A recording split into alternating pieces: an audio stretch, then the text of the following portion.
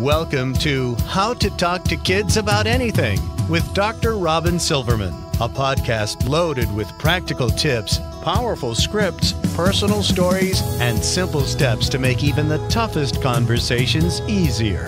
So get ready to get the information you need to make the impact you want from someone you trust, your friend, parenting expert, Dr. Robyn Silverman. Hello and welcome to How to Talk to Kids About Anything, where we give you the tips, scripts, stories, and steps to make even the toughest conversations easier. I'm so honored to be your host, Dr. Robyn Silverman, child and teen development specialist, author, and speaker, and most importantly, parent of two great kids who give me the opportunity to love, learn, and grow every single day, whether I want to or not. Believe me, I get it. It's not always easy, but we're in this together, and we have some great people helping us along the way. Military families face many unique challenges, from long family separations and shifted responsibilities in the household to frequent moving, injuries, and sadly, sometimes grief and loss. That means that being a child in a military family means a great deal of adjustment to frequent change, as well as a host of undulating emotions that come from deployment, reunions, the unknowns, and the new normal. How do we talk to military kids about the unique challenges that they face? And how do we answer the questions from kids who are not in military families about how to support and understand their military friends who may not always be on sure footing? Dr. Julie Kinn is a licensed clinical psychologist with over 15 years of experience researching and implementing health technology. At the Department of Defense and the Defense Health Agency, Kinn oversees the department and implementation of health technology for the military and veteran communities. She also initiated the Military Health Podcast program and produces and hosts 3 Department of Defense podcasts, A Better Night's Sleep, The Military Meditation Coach, and Next Generation Behavioral Health. Dr. Kinn, through the Department of Defense, is responsible for 2 mobile apps with Sesame Street, Sesame Street's Big Moving Adventure and Breathe, Think, Do. Big Moving Adventure was made to help kids cope with moving in general, but was also specifically there to help the children of military families who have to move constantly. Dr. Kinn's overall mission is to promote behavioral health for veterans and their families, which includes promoting behavioral health in their communities as well. I want to welcome you, Dr. Julie Kinn, to How to Talk to Kids About Anything. Thank you so much. It is a pleasure to be here, Dr. Silverman, and please feel free to call me Julie.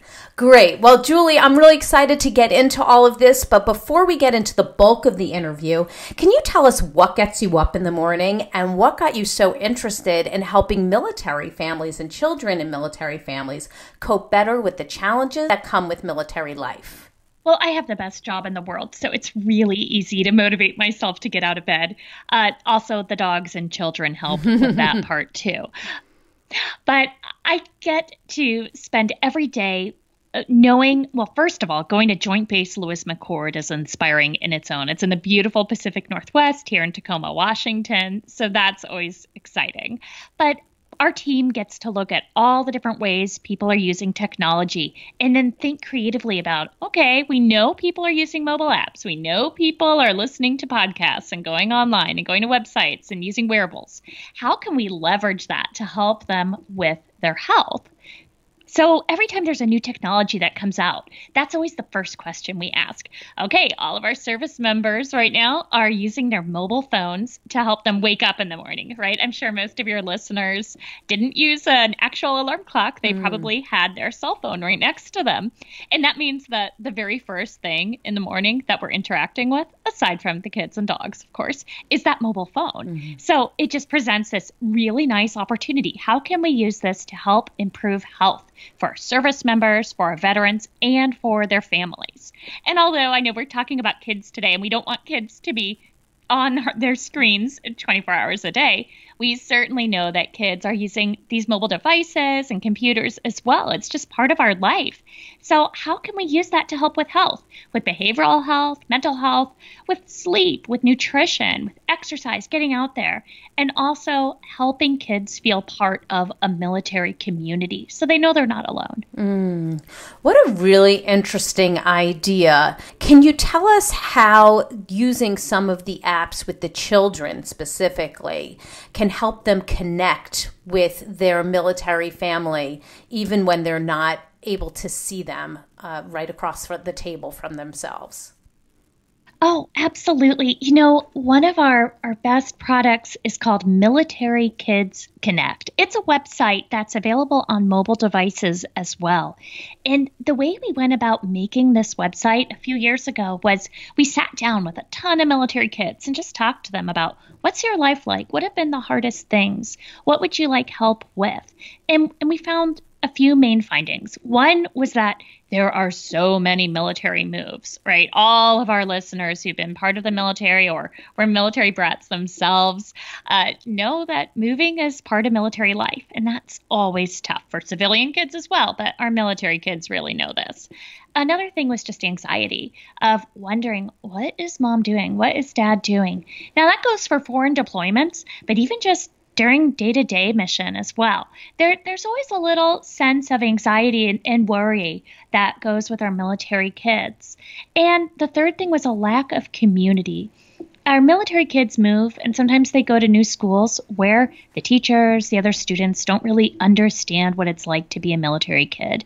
This is especially true for the kids of our reservists, who are National Guard, who might be in a school not near a military installation where they are one of just a few military kids. So we wanted to help kids be able to connect to each other, feel like they're part of this greater mission, and also be able to help their educators and parents. So Military Kids Connect is not just a resource for kids. It's also a resource for all the grown-ups around those kids. And we've got different activities that the kids requested, like games and helping them understand their stress. But a couple things that are really unique. One is we have message boards. Now, all of us are security minded, of course, especially in the Department of Defense. So everything is very safe and pre-moderated. But here's an opportunity for military kids to ask each other anything and get support. So as you can imagine, a lot of the questions we see are about music or movies, or with the new Avengers movie coming out. That's very timely. But a lot of the questions are about, hey, I'm moving. Has anyone been to this base? What's fun to do there? Or, my dad's getting deployed again. I hate this. And then you see the responses from the other military kids, like, yeah, but at least he's going out there to help people.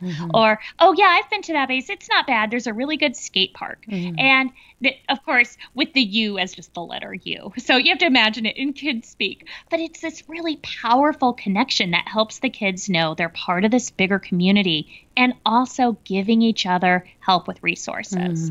There's one more really unique aspect to Military Kids Connect that I think is especially important if we have any behavioral health providers or teachers listening, because there is this section called Tough Topics. And I've never seen anything else like this on the internet. I am hoping to see more like this. But what it is a section that really dives into what it's like to have a parent with post-traumatic stress, traumatic brain injury, a parent with a severe physical injury, or when a parent has died.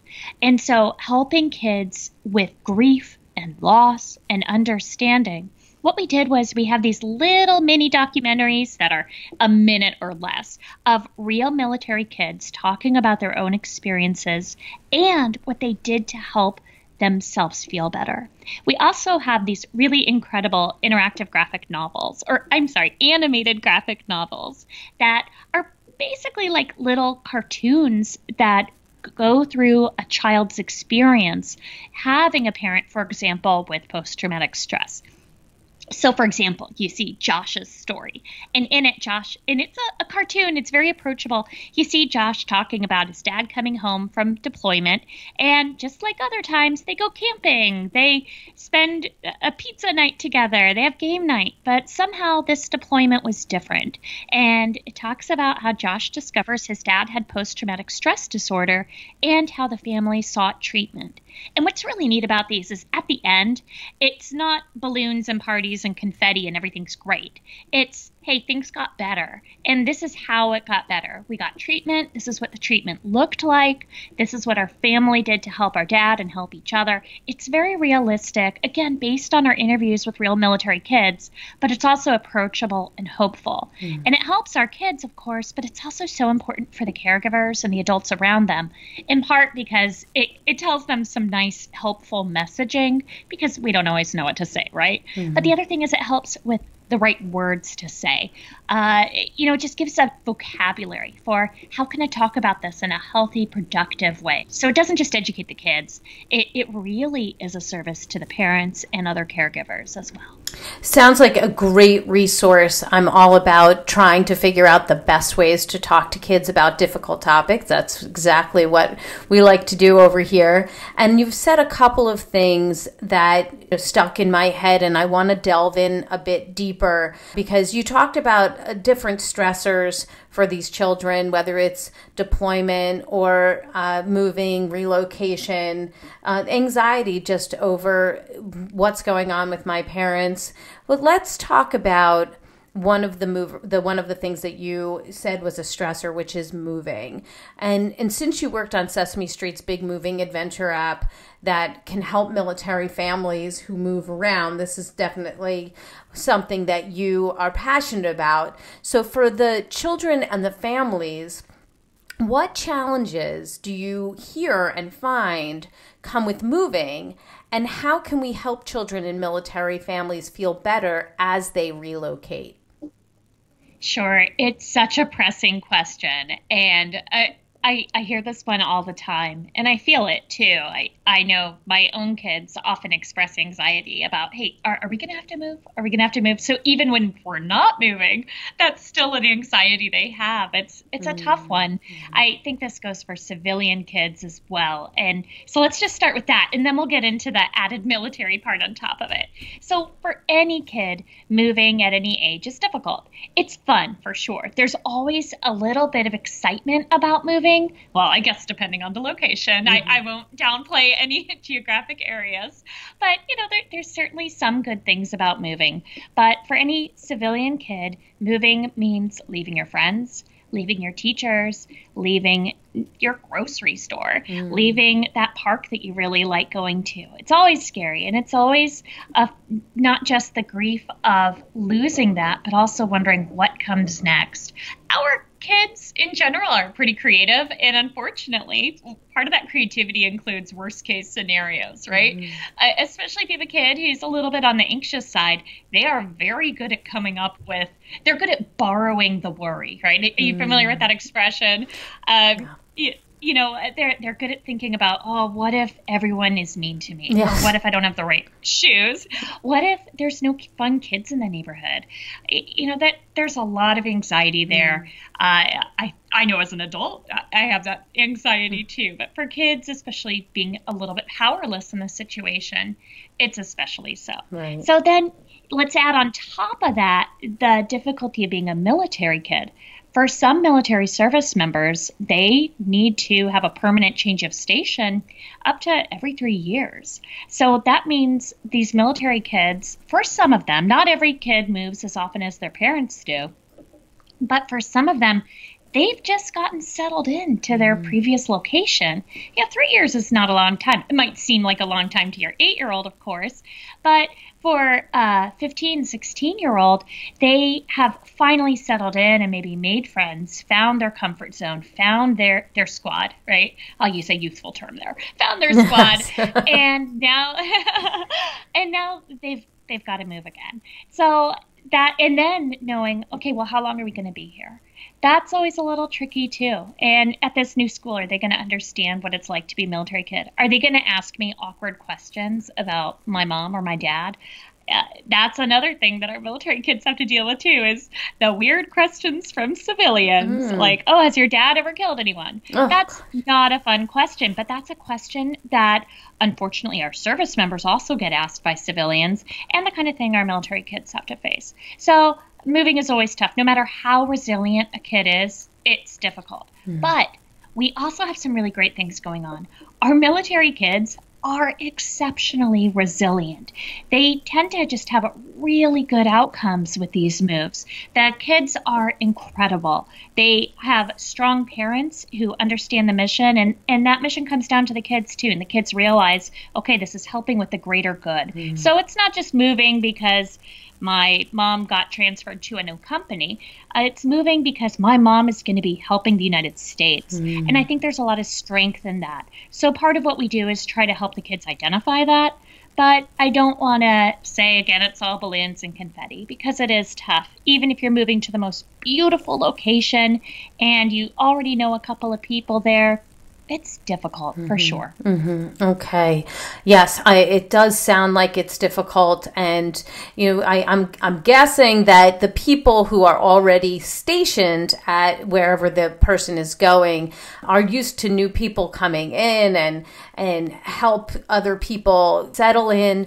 What would be your message to the people who are listening, who have maybe new kids coming in to the area because of a military relocation, about just a quick tip or two about how we can help somebody feel more at home when they are moving to a new location and don't really know anyone? Yeah, I think that's such a good question. And it's a very thoughtful question, because we don't want to overwhelm them with too many things right away. Right. No parade, like, hello, you're new. Wear this special shirt that puts arrows on yourself. Exactly. And it feels like that, right? When you're the new kid. Oh my goodness, it's such a hard thing. I talked to a military family recently who they moved to a new location, and not only were they the new kids and the new military kids, they also came from a completely different cultural and ethnic background. Right. So there's other things on layers on top of layers. I'd say the biggest tip is not everyone copes the same way, right? Some people wear their emotions on their sleeve, and you can tell when they're having a difficult time, and others don't. Some people might want that parade. In fact, I know for sure there's people out there who would love that ticker tape parade when they move to any place, and others just want to blend in. So our military kids are not uniformly the same level of extroversion, introversion, right? Just like any kid, they're going to have their own thing. I think the biggest tip is help them find something that they can do in addition to school. Help them find that activity. Right. It could be a religious group. It could be a church group. It could be a choir. It could be a band. It could be Dungeons and Dragons. It could be, the geeky kids in the back reading comics. It doesn't matter. Find that thing. Find that art class. Find that extra activity, or that language that maybe they started learning how to speak when they were in launch school with their parents in Germany. Help them tap into that and find their group.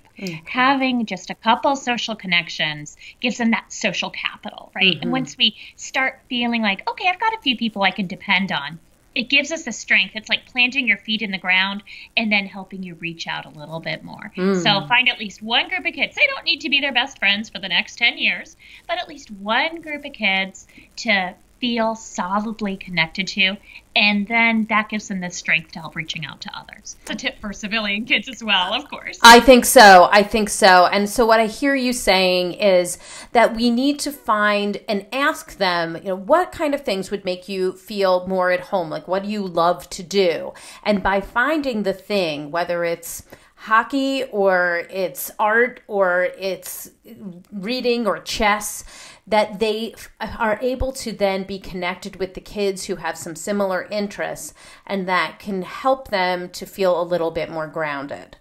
Absolutely. Okay.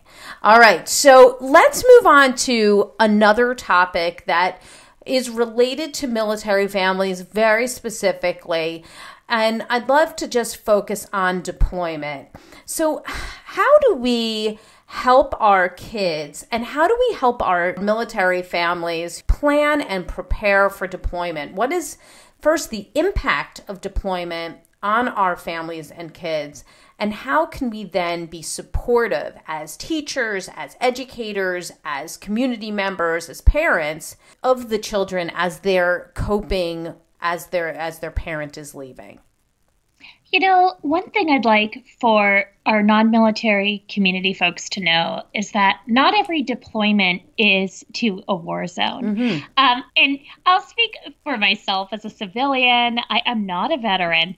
And when I came into working with the Department of Defense, I will admit I knew very little about what it's like to really be in a military family. And when I thought about deployment, I just envisioned Operation Enduring Freedom and Operation Iraqi Freedom, and maybe now Operation New Dawn, right? That's the only kind of deployment I knew about. Now I realize there are so many kinds of deployments. Foreign deployments, there's many, many locations where we are around the world supporting the mission, helping people, helping other militaries, helping improve health outcomes, a whole range of things that the United States military does where your kids' parents might be. But also there's deployments here within the United States. Sometimes a parent is sent away for a few months to do a training mission that could be really essential to help him or her complete the mission back in their installation later on or improve their own career. Sometimes a parent is separated for just a few weeks, but that still can be tough too. So I think that's really important. You know, I'll refer everybody back to Military Kids Connect because there is a section on there for educators that I think can be really useful. Another nice resource for folks to know about is called Centers for Deployment Psychology. It's part of the Uniformed Services University for the Health Sciences, and they have a lot of great military 101 type materials that could be really useful if any of your listeners are providers who are seeing military kids and military families, but might not be so familiar with the military culture. So, and I'm absolutely happy to help you get links for your show notes. Like Absolutely. So, yes. So, understanding what deployment can mean, and first, just not having those assumptions. There's so many different specialties aside from just infantry, too. That was another common misunderstanding of just what is your parent doing over there. That said, any deployment is difficult, whether it's here, CONUS, continental United States, or OCONUS, outside the continental United States. So helping the kid with any kind of separation from a caregiver, but also helping find ways to support the caregiver who stays here. That is a tough amount of work, right? You are all of a sudden probably still working, maintaining everything else, but on their own. So being able to help that spouse or a partner who stays home or the grandparents or whoever it is can be really essential as well. Okay. So one of I really appreciate you telling us a little bit more about deployments. And when a child has a parent who is away, whether it's in the United States or outside of the United States, and they have one parent at home, and it may feel a little bit more strained and difficult because that person is absent. So how is it that we can help these kids to cope when the parent is away? What would be maybe 2 or 3 things that we can do to help them feel more comfortable and stay in routine? So, there's a couple things. One is just a fun little tip, which is a tradition that one of our military families likes, where they fill a jar with one piece of candy, or like one jelly bean or one M&M for every day that the parent is going to be away. And then every day they go to that jar and eat one of the pieces of candy. And it's just a really nice concrete way to help the child understand, because time is difficult, especially when we're talking about little kids. A month versus 6 months versus a week, that is a really difficult thing to conceptualize. So just depending on the age of the kid, that's a technique I really like. And also, it's a way of not just saying, oh, ignore them, don't worry about it. We want to acknowledge, no, it's tough having mom or dad away. And it's okay to talk about it. It's okay to think about it. We don't need to process our emotions deeply every single day if that's not what the kid wants to do.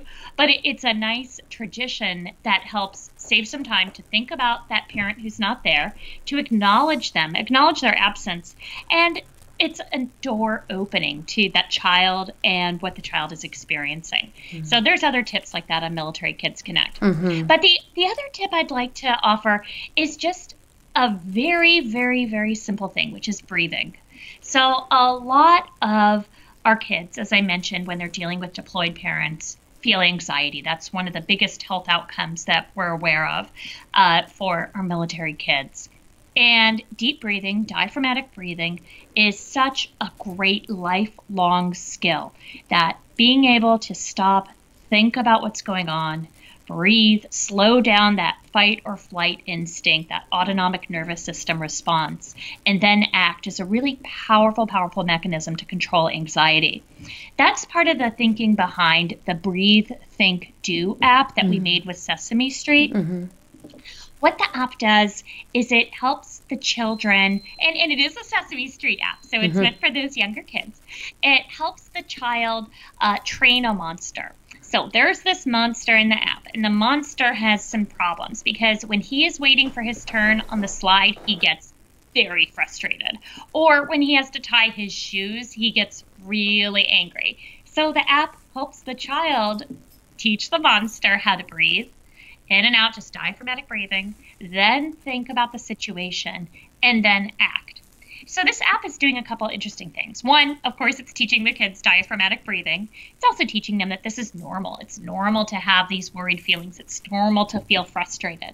But the grown-ups helping the child with the app are also learning the diaphragmatic breathing. So, or the older brother or sister who's sitting down with the kid while they're using the app is also learning this lifelong skill that can help us in the moment, help us make better decisions, help us manage our anxiety while a parent is deployed, or just help us manage our anxiety while we're waiting for the slide and feeling very frustrated.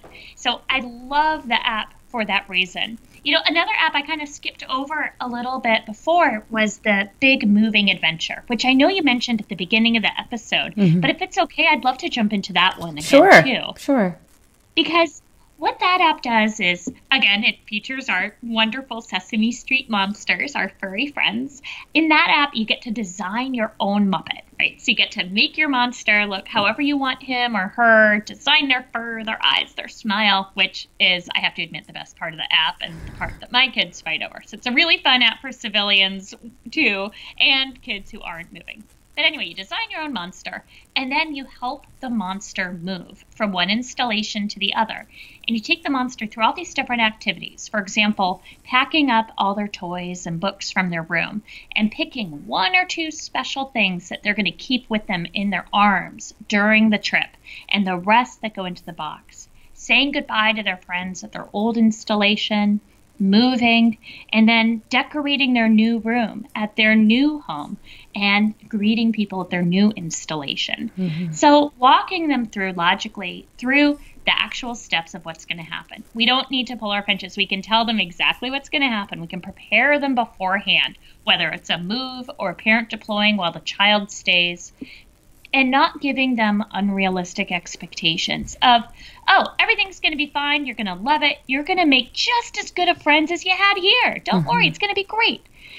That comes across false to our children because they know, well, but I like my friends here. Yeah, you're probably going to make good friends. They're going to be different. They're still going to be great. And we can still write to these old friends. We don't want to not acknowledge the loss that they're experiencing in an effort to help them feel better in the moment. Kids have a pretty good detector for that kind of shenanigan. They know when we're not telling the truth. So it's good to be honest, but also help them find ways to support themselves. So Breathe, Think, Do is just an all-around great app, and also the Big Moving Adventure. Those are for younger kids, though. With the slightly older kids, the app I really love to talk about is the Virtual Hope Box. And this is one that helps the parents as well when they're going on deployment. Virtual Hope Box is a way to change a mobile device into a memory catcher, essentially. It helps us remember all the great things that are going on. You can put in your favorite videos from YouTube of pandas goofing around. You can put in your favorite pictures of you and your parents hanging out together, or just a silly thing you saw online that made you smile. Put in the favorite music that automatically lifts moods. It also has really nice quotes, inspirational messages, little games to distract ourselves. Also, that deep breathing again, that diaphragmatic breathing to slow down the fight or flight response. And other tools like that to help us relax in the moment. There's some guided meditations. And what this does is it gives them a support tool that's going to be available at the ready. You set it up on a good day, and then when there's a bad day, the kid has it available. It's on their mobile device wherever they are. They can open it up and instantly see the pictures that make them feel happy, the videos, they can hear an audio clip of their parents, and it's safe and secure. The data's not going anywhere. It's a fantastic app. I love it. All right. Very futuristic. I like the idea of being able to compile some of the things that make you feel happy. And even if you're not somebody who is using an app, that the idea of putting things together that make you feel happy on a day when you're feeling sad and being able to pull those things out is a great tip for anybody, so that they can remember the good times. So, okay, so let's focus then on the military family homecomings. And the reason why I mention that is because I have a friend who moved to a new base about a year ago, and she used to talk to me about when her husband would come home from deployment, that it was really great, but it would shake things up a lot. And the kids it wasn't all roses and balloons. It was some frustration, a lot of shaking free of what was the typical routine. It can bring on a lot of different feelings.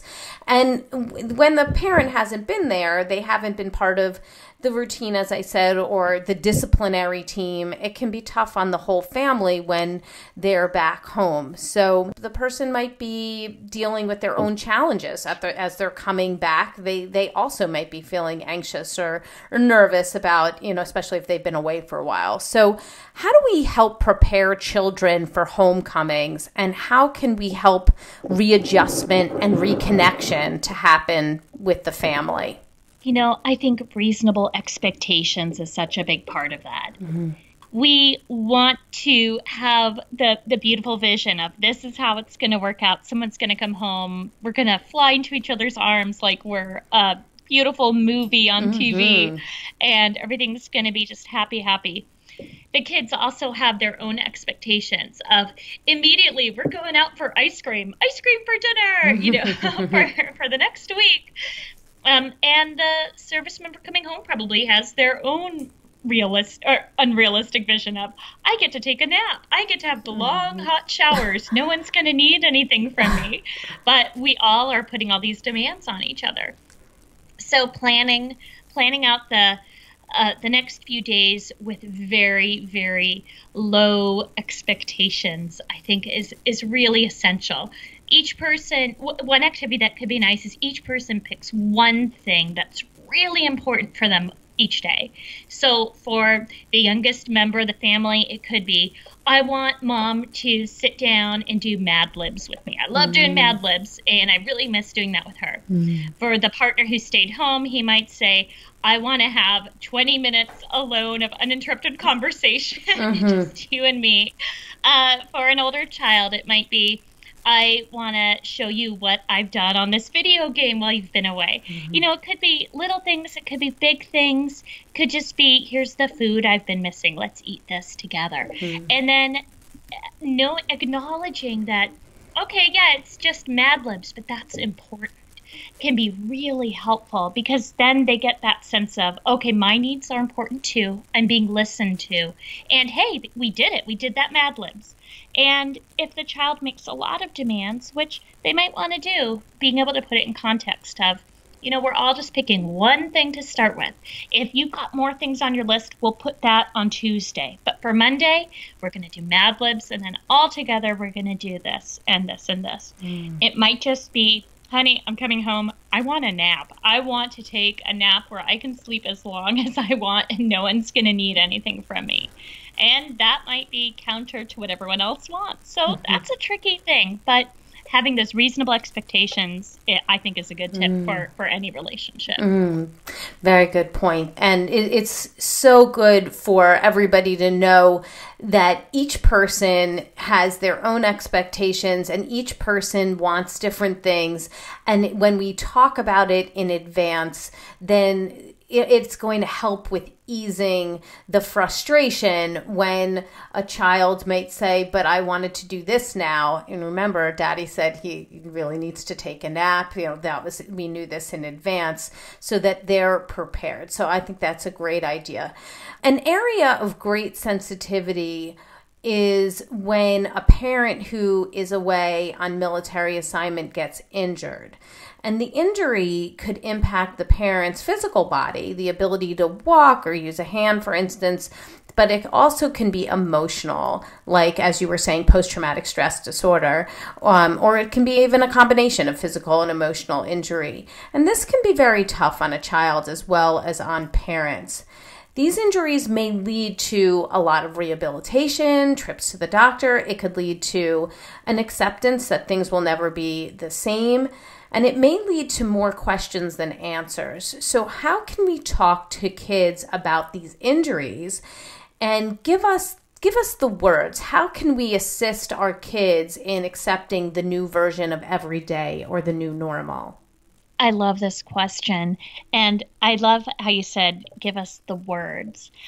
I think one thing that'll be obvious to all the listeners is that those words have to differ depending on the age of the child, of course. But I'll go back to what I said before, that our kids are pretty good at detecting shenanigans. They know when we're not telling the truth, and they want to know the real story. Also, I'll go back to when I said they're creative, and unfortunately that creativity can lead to the worst case scenarios. So sometimes if we hide things, if we use euphemisms, if we say, oh, dad's just having some problems with the back, but you know how that is, it'll get better. That's not specific. That doesn't tell us what's going on. Does dad need to have surgery? Is dad just visiting the doctor, or is dad really going to the doctor to have a surgery? Those are two very different things. So part of it is just maintaining that trusting relationship with the kids, that I might not use the same words for a teenager as I was a preschooler, but I'm going to tell you what's happening. I think it's really important when we can, not hiding it, because then when we have other important messages down the way, they're going to believe us and they're not going to make up their own story of what they think is happening, which usually, again, is much worse than reality. Also, back to those reasonable expectations, but also finding a way for the child to help. Kids don't like standing by helplessly. Our children, our military kids, are incredibly resilient, but they also want to be part of the mission. And the mission might be help mom get better, right? So giving them an active role instead of just that passive, very uncomfortable standing by is so important. No one wants to be helpless. And for children, it's especially so because they are so powerless often. They're powerless in not being able to help improve the health, get the dad to the doctor. So let's take the example of chronic pain. For example, that's something that I think a lot of our civilian listeners can relate to well. Chronic pain is really common in our military population and for our veterans. And it's one of those areas where a kid, at first glance, might not seem like they have a good role with it. But with chronic pain, we talk about helping the child understand that sometimes a parent's going to have a flare-up, that their pain is really not going to be very good. But coming up in advance with ways that the child can help. So, for example, for someone who does have chronic pain, one of the techniques we like to use to manage flare-ups is helping them track the pain threshold so that when the pain becomes too much, they stop an activity. So, for example, let's say you are on a walk to outside. The parent could say to the kid, you know what, I feel like I'm starting to have a flare-up. Can you help me time this? Let's time this for 10 minutes and see what my pain level's at in 10 minutes. And at 10 minutes, if I'm not feeling better, I think we should stop, and you can help me with some breathing, and then we'll return home. Now, that's a couple things are happening there. One, the parents being very clear and overt with what they're experiencing. Two, they're giving the child a role in their own wellness, helping the child feel like they're an active participant. But three, the parent and the child together can do some deep breathing. And again, that deep breathing, I know it's such a simple thing, but it is really a lifelong skill to help in a whole variety of situations. We don't want to make the child feel responsible. If the child is saying, no thanks, actually, I was on the way to a friend's house or to do my homework, that's okay. We don't want our kids to feel like they're responsible for our health. But it's also great for when they're in the mood to give them a way to help us in the moment so that they can feel like they're part of a positive change rather than a hopeless bystander. Okay, excellent tip. And I think that's great for anybody when kids are feeling like they are part of something, that they feel like they're part of the solution. They can feel very grown up. They can feel responsible. They can feel connected. And they know that nothing is being hidden from them and that there is a step that they can take to make things just a little bit better. So that's a great thing for kids. Now, of course, the worst possible scenario for military families is when they lose somebody. And I want to know from you, as we've talked to many people about how to talk to kids about death and dying, but for this particular type of situation where a child loses somebody when they've been on deployment, what do we say to a child when someone dies in the military, and how do we help them through their grief while the parents and the people around them are dealing with their own grief?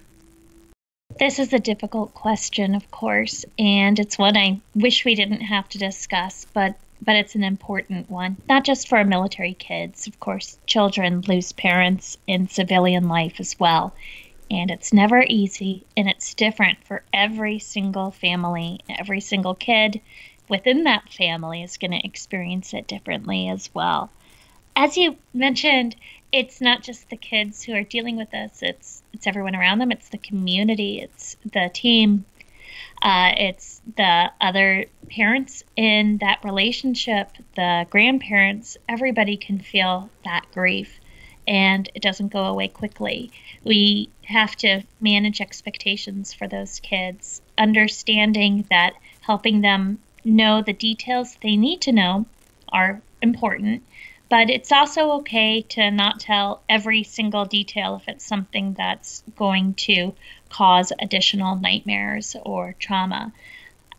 I do want to emphasize that our kids are aware of these risks. It's not a completely unfamiliar topic. I think they probably think about it quite a bit. That doesn't make it easy.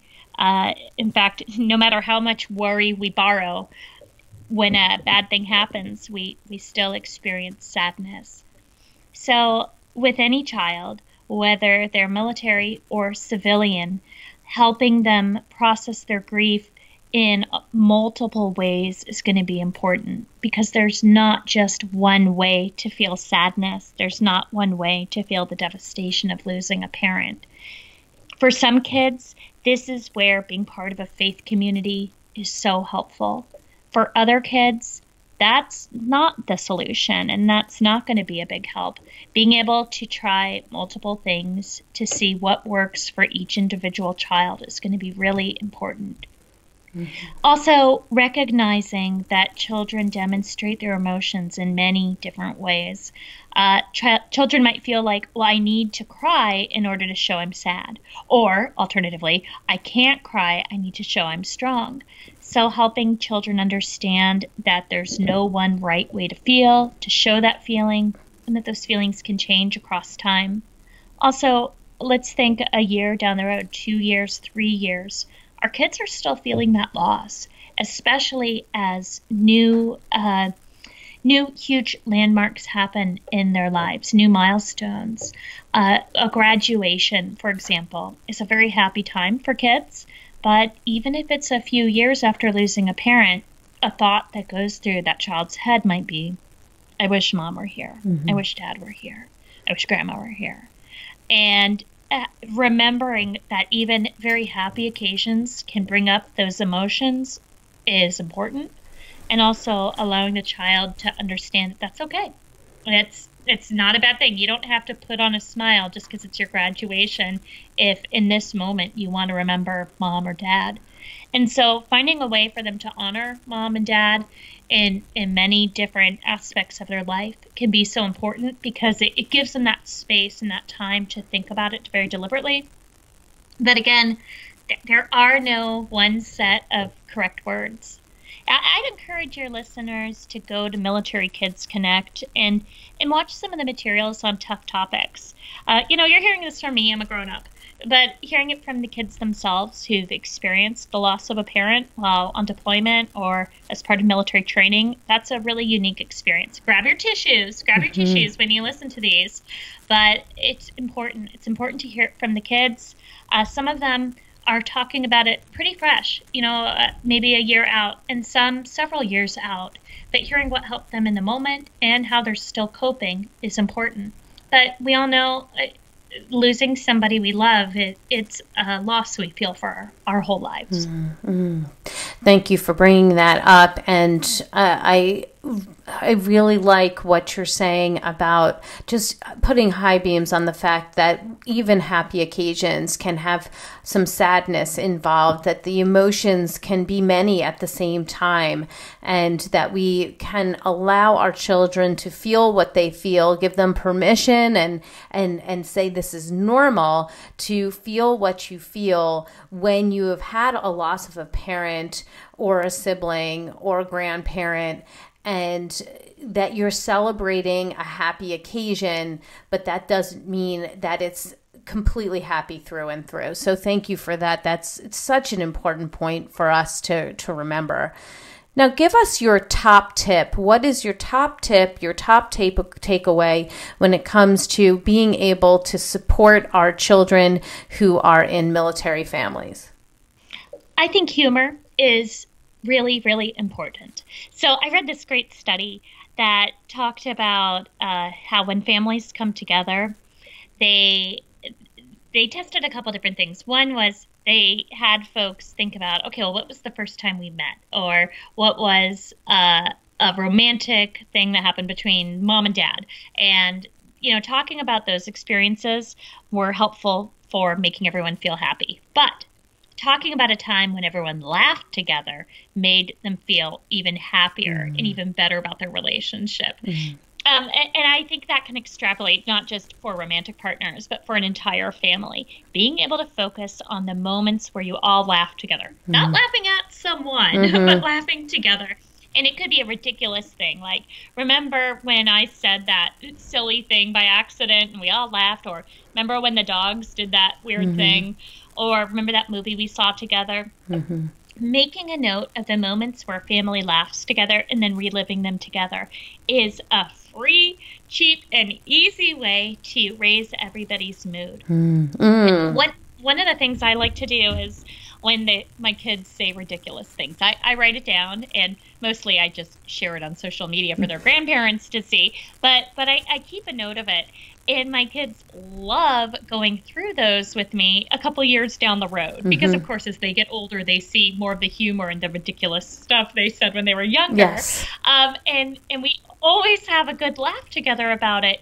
And that one little thing just helps everybody's mood. And sometimes the kids will ask, oh, hey, go get that book. Go get the book. Let's read this stuff together. And we just sit down and read it together. But I've also seen them doing that on their own. So that is one thing I think can help with every family, every relationship, is just making a note of the times we laughed together. It's okay to find joy in the little ridiculous things. And again, it's free, cheap, and easy. I love doing that, and I recommend it to everybody. Oh, I like that tip. I think we will be doing more of that. We do it in our family as well, and try to, bring up some of the funny things that my kids said, or the way that they said things differently when they were children, when they were younger children, and they love it, and they sometimes will just say it to make us laugh, again now. So I love that.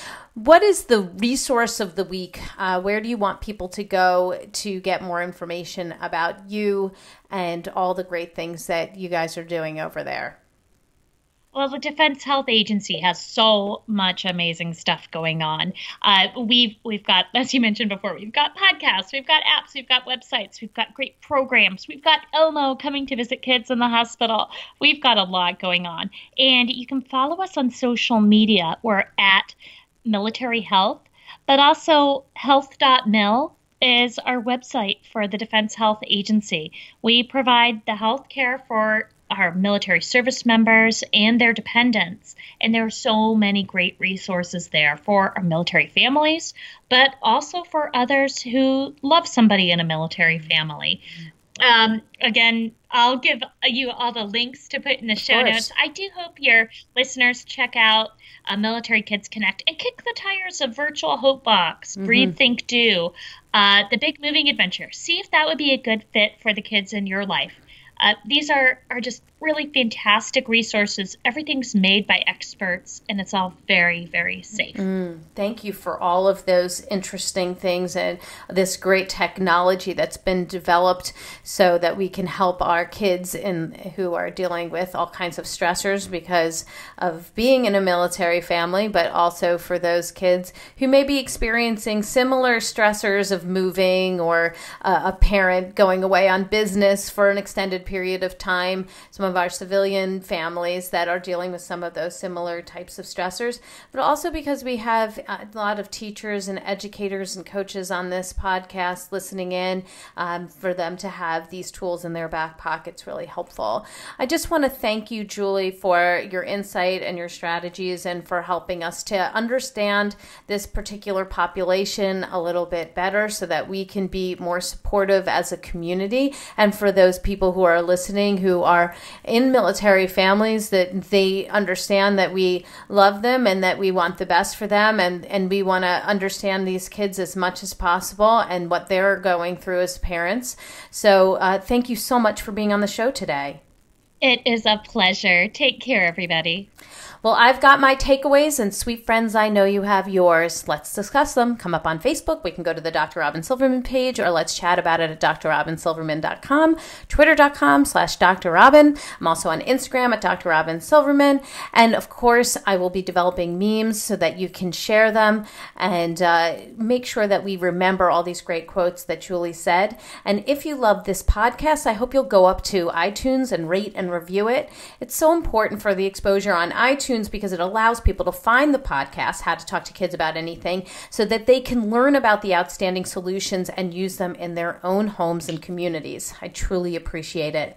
That's all the time we have for today, my fellow parents, leaders, and educators. Thank you so much for tuning in to How to Talk to Kids About Anything. For more information on books, articles, speaking engagements, or curriculum, please visit drrobynsilverman.com. So many great podcasts are up there, and the show notes to this podcast will be up there as well. I look forward to weathering the storms and enjoying the sunny side of life together. And please remember, even on the days when you fall short, you've got this. You're here. You're getting the information you need.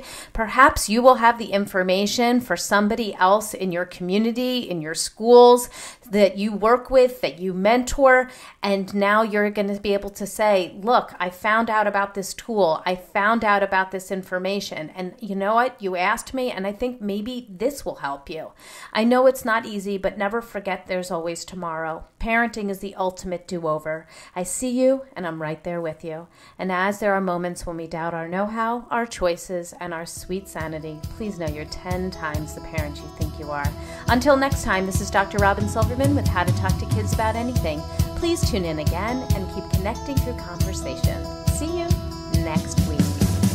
You've been listening to How to Talk to Kids About Anything with Dr. Robyn Silverman. For more information on books, articles, speaking engagements, or curriculum, please visit drrobynsilverman.com.